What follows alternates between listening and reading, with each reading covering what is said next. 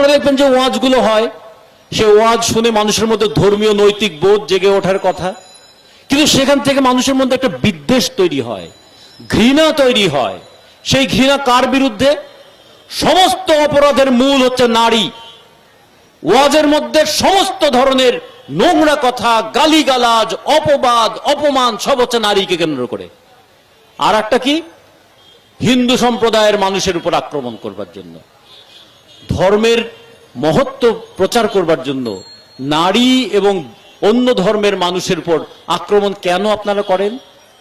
সহজ বলে, সস্তা বলে, মানুষকে সহজে বিভ্রান্ত করা যায় বলে। একদিকে পুঁজিপতিরা বিজ্ঞাপনে নারীকে মডেল হিসেবে ব্যবহার করার নামে নারী দেহকে পণ্য বানিয়ে ফেলছে, আর একদিকে নারীদেরকে অবজ্ঞা করা, হেয় করা, তুচ্ছ করা, তাচ্ছিল্য করার চেষ্টা করছে। অথচ কত আগে বেগম রোকেয়া বলেছিলেন, গরুর গাড়ি যেমন কিংবা যে কোনো গাড়ি, দুটো চাকা যদি সমান না হয় এবং দুটো চাকা যদি সমান গতিতে না চলে তাহলে গাড়ি চলবে না। আমাদের সমাজে নারী পুরুষ মিলেই সমাজ।